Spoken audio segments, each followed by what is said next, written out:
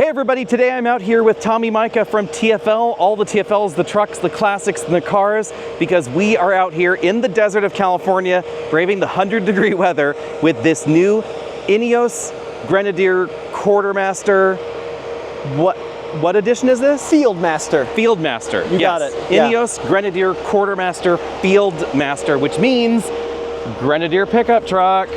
So Alex, we have both had significant seat time in the station wagon version because we've both owned them. Yes, and let's talk about that, because you know what? I love the fact that Ineos calls the SUV the station wagon, and that's the European term, that's what they call them all, so makes a lot of sense. But you know, the American ear, it doesn't sound quite as good as SUV. But here's how it works. So the formula that they did was they took the one that you and I have, and they kept everything up front to right about here, and then they stretched the frame about 2 feet, the wheelbase about 1 foot, and the body almost 3 feet, out to 214 inches long. So this is a mid-sized truck in North America. Can you believe that, Tommy? Does it look bigger? You know, Alex, I think what makes it look bigger is the crazy width. Yeah, it's actually quite wide. It is almost as wide as an F-150 or a Silverado. But between the wheel wells, it is more mid-sized truck in terms of its track width there. So we'll take a look at the bed in just a bit, a little bit more detail, but it is one of these segment busting things. It's a little bit squarer in format, also very boxy and incredibly tall. Yeah, I mean, Alex, you recently had quite the experience at the SFO airport with yours. Yes, so to fly here to this, I had to park my Grenadier at SFO, and it is just about ½ inch too tall to use the short-term parking garage I discovered there. So that is one thing to keep in mind. Something like a Ram 1500 is going to be lower to the ground, but it's not going to be as epic looking at this. What do you think of the front end design? I think this is the best part. And yes, in case you're wondering, guys, we do have the air conditioning on full blast because it is 100 degrees out here. We are roasting, but Alex, I mean, the front end, iconic Land Rover, let's be honest, yeah. with the lowered fenders and the raised hood and the circular headlights and the square bezels, but it looks so cool. And I love the fact that it's not exactly Land Rover. It's sort of Land Rover meets G-Wagon meets some pre-war Citroen with this sort of V-shape going on there and those auxiliary lights. It's just such a fantastic look. Versus the closest thing in the US, at least to my mind, which would be the Jeep Gladiator. This has a wheelbase about 10 inches shorter, and it's a little bit shorter overall in terms of the body. The angles therefore change around a bit. So the approach and the departure angles are not as good as the Gladiator, but the breakover is just a little bit better due to the shorter wheelbase. Now, Alex, you can spec this truck with these little holes on the side for accessories. Yep. However, the utility belt. I have never met anyone that wanted to put a jerry can on a door. That is true, but you know what? A shovel could look cute, I guess. Maybe that's the thing that people don't want to admit, is that it would look adorable. I don't know how functional that would be.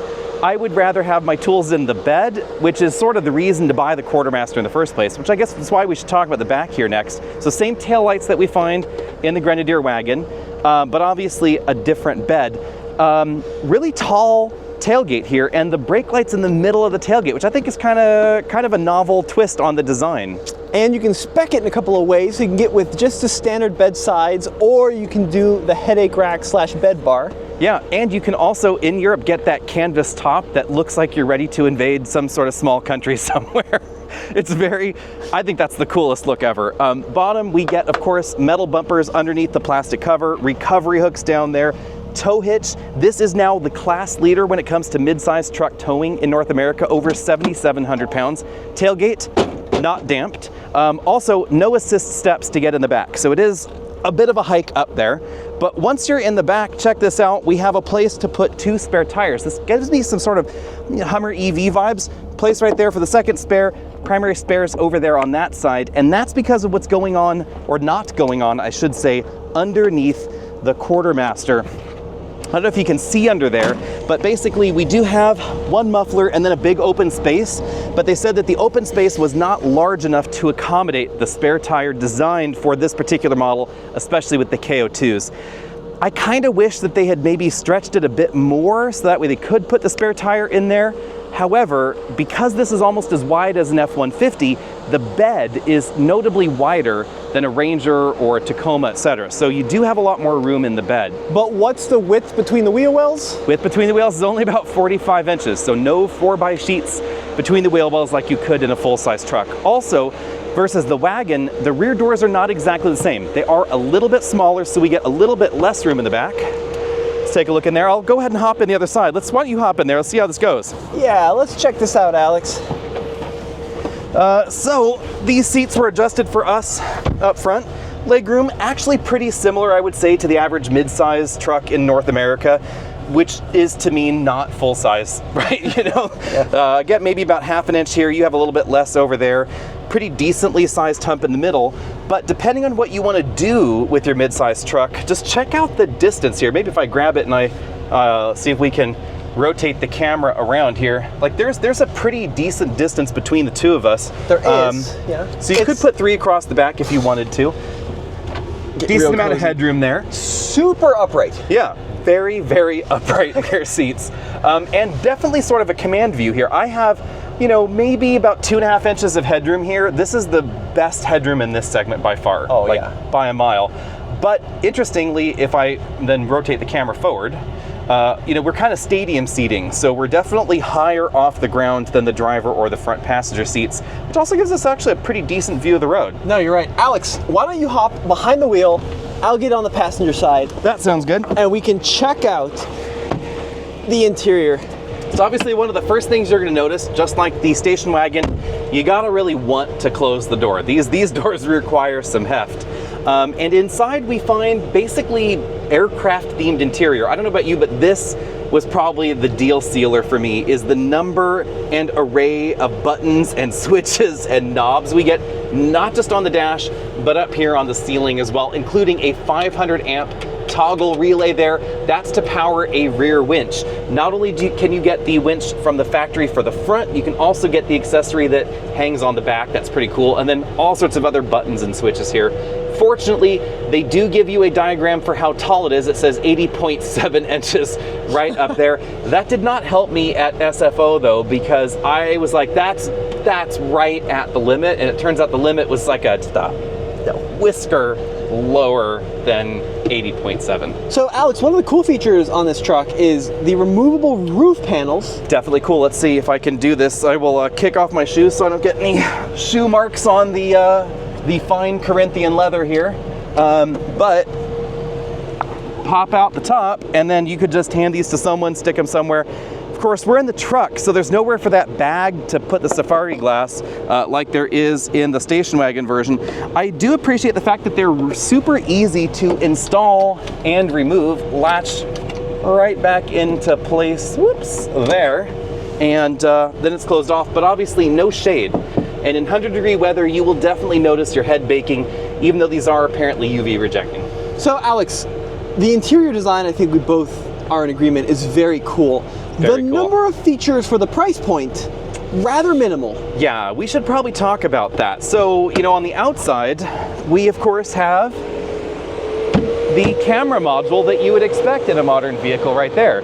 But it's not going to do the same sort of things that you would get in a 4Runner or a Grand Cherokee or even a Wrangler. So no adaptive cruise control, no lane centering, no lane keeping assist, no blind spot monitoring, no cross traffic detection.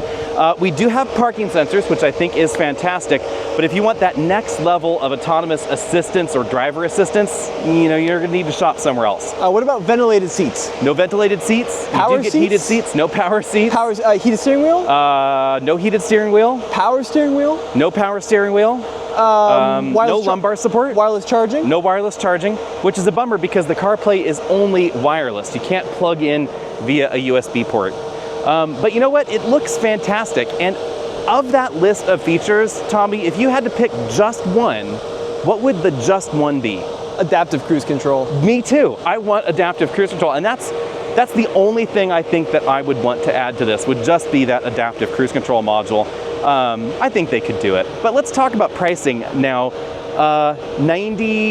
89,000 something starting? 86.9. 86.9. Sorry, my numbers are bad. 86.9 up to about 116,000 all in.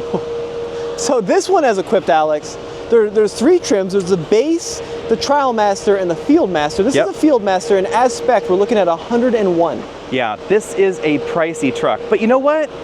If there was ever going to be a G-Wagon truck, it would probably be $100,000 as well.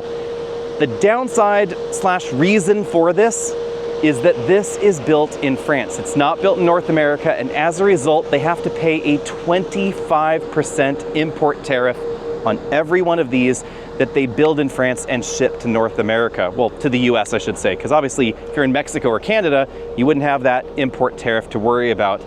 That is definitely a competitive disadvantage for Ineos, and that's the reason that something like a Gladiator can be so much less expensive. The Gladiator is not as nice inside, but it does have things like adaptive cruise control. It also has an integrated trailer brake controller. This may have the second highest payload rating in this segment, over 1,800 pounds, the highest tow rating, 77 plus, but it's the only one that does not have at least a factory accessory trailer brake controller built into the dashboard. So be sure and let us know what you think about all that down there in the comment section below. And what do you think about the rumors? What do you think, Tommy, about the rumors that there's going to be some sort of factory in North America or maybe a contract manufacturing deal to start building these in the US so that way they could avoid that tax? Dude, it has to happen. If they want this thing to be priced competitively, they're gonna have to do something.